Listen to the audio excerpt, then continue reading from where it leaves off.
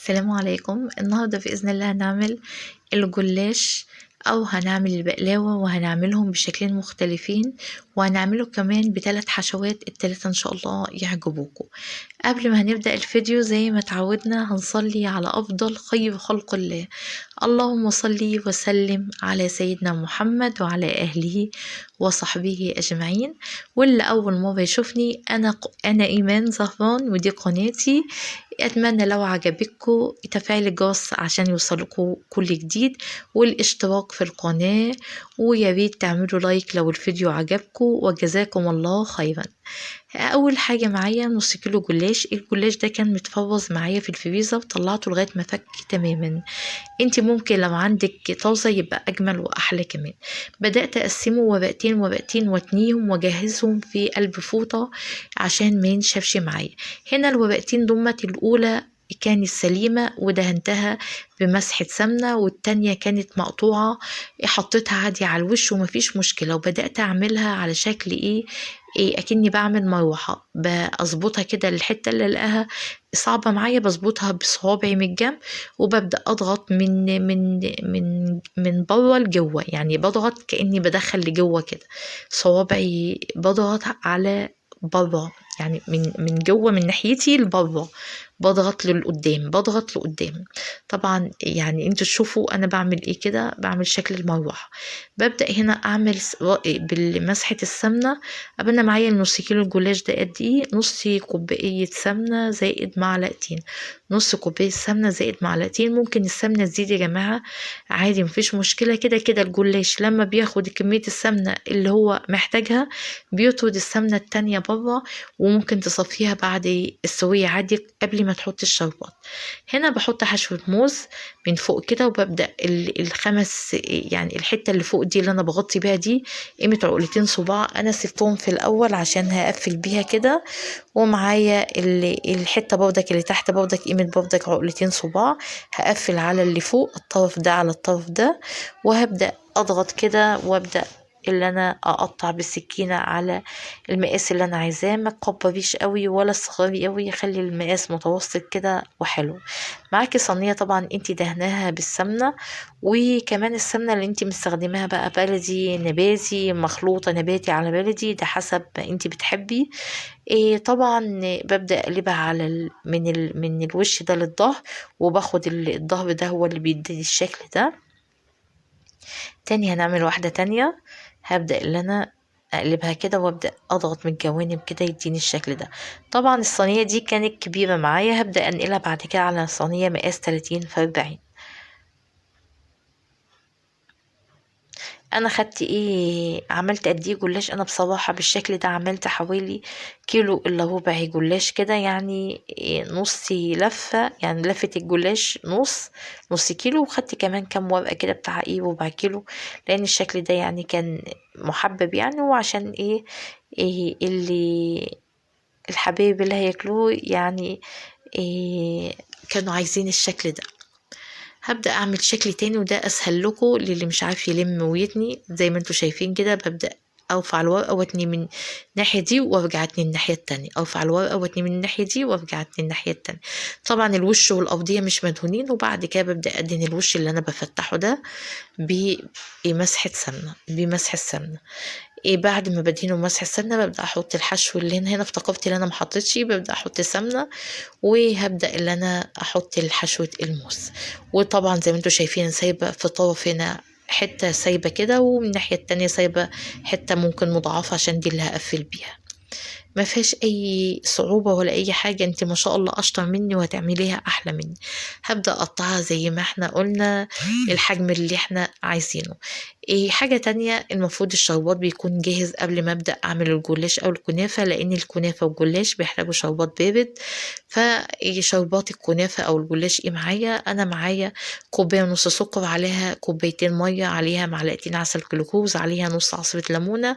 بقلبهم حلو جدا، وبرفعهم على النار لمدة من 7 ل9 دقايق، وبعد كده بطفي النار وبسقي الجلاش والشربات بارد. المعتدل للشربات اللي السكر يكون قد المية، بس أنا مش بحب الحاجة محلية فبزود كمية المية نص كوباية كمان. دي حاجة بقى ترجع لك، عايزة الشربات محلي هتحطي يعني ايه. هو عامة العسل الجلوكوز مش بيخلي الشربات يحلي.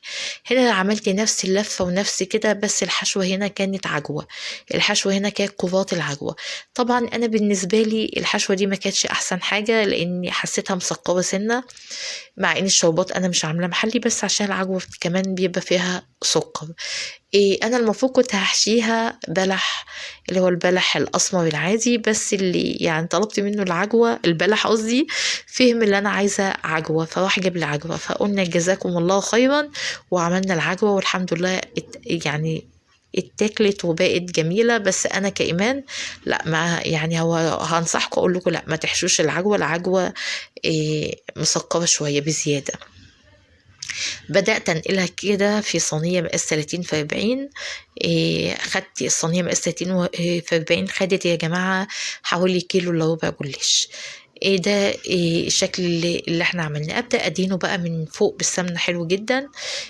وهحطه بقى في جنب عم اعمل الشكل التاني اللي احنا هنعمله مع بعض. هنعمل الشكل التاني اللي احنا بنعمله مع بعض. اهم حاجة اديني حلو بالسمنة، لان السمنة دي هي اللي هتساعد اللي هو ياخد اللون معاكي والقرمشة كمان. لو قللت السمنة مش هيورق من جوه وهيبقى مجلد في بعضه ومش هيستوي حلو. فالسمنة مهمة جدا في الجلاش. هنا معايا لفة جلاش نص كيلو. هبدأ اقيسها بعينيا كده، هعملهم 3 مربعات. انتي الجلاش معاكي مقاسه اكبر من كده اعملي 4 مربعات، المهم يكونوا الحجم متساوي. الجلاش ده برضه كان في الفريزر، لو عندك وسبته بره لما فك والحمد لله كان يعني بعض الورقات قليله اللي فيه مقطوعه. عادي الورقات المقطوعة بنحطها من جوه، بتبقى من جوه، أما اللي في الأرضية لازم تبقى ورقة سليمة نشتغل بيها لأن هي اللي بنلف بيها. مفيش مشكلة. هبدأ هنا بقى أخد ورقتين، عايزة تعملي 3 مفيش مشكلة، ده بيرجع لك انتي. أنا بالنسبة لي عملت ورقتين. هبدأ هنا أعمل مسحة بالفرشة دي. أخدت قد إيه سمنة لنص كيلو، أخدت نص كوباية سمنة زائد معلقتين. واحتجت كمان معلقتين وانا هدخلها الفرن عشان الوش كمان، يعني كان فاضل معلقتين، يعني خدت نص كوباية سمنة في الدهان كده، واحتجت كمان معلقتين على المعلقتين عشان ادهن وشها كويس جدا. السمنة قلتلك ممكن تاخدي انتي كوباية الا ربع، ممكن تاخدي نص كوباية حسب الجلاش بتاعك هياخد قد ايه سمنة. اهم حاجة شبه حلو بالسمنة، كده كده هو بيطفض السمنة بتاعته. هنا زي ما انتوا شايفين برضك بعمل شكل المروحة. هنا بضغط من بره وادفع لجوه زي ما انتوا شايفين كده، وببدأ اكون سايبة حتة من قدام وحتة من ورا بقفل بيها. هنا دي كنافة أنا كنت محمراها في الفرن، نص كيلو كنافة، حطيت عليه نص مج من مج الشاي العادي سمنة، ودخلته في الفرن، فرن عالي وفي أوسط، زي ما عملت كده في فيديو الكشري الحلو. نفس طريقة يعني تحمير الكنافة.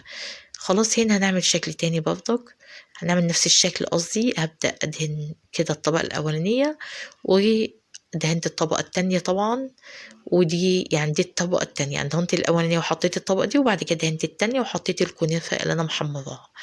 وهبدأ هنا أعمل برضك شكل البطاطا زي ما انتوا شايفين كده. أنا مش بعرف أوصف كويس يعني، فالشكل باين. أنا بضغط كده بدفع لقدام، بعمل شكل المروح، وسايبة حتة من قدام ومن ورا هقفل بيها على الحشوة، بحط عليها سمنة كده وهقفل بيها على الحشوة زي ما انتوا شايفين كده. لا اما هتقومي عاملة قفلة الطرفين كده زي ما انا هقفل كده، هدن واقفل كده زي ما انتوا شايفين. من بضغط كده، طبعا الورقة صنطوطة انا مش عاملاها كبيرة فبتتقفل الطرفين معايا بصعوبة وانا عاملة كده. طبعا دي انا محبتهاش التقفيلة كده على الرخامة، انا محبتهاش. هقول لكم بقى تقفيلة تانية دي اللي انا حبيتها واستخدمتها بعد كده.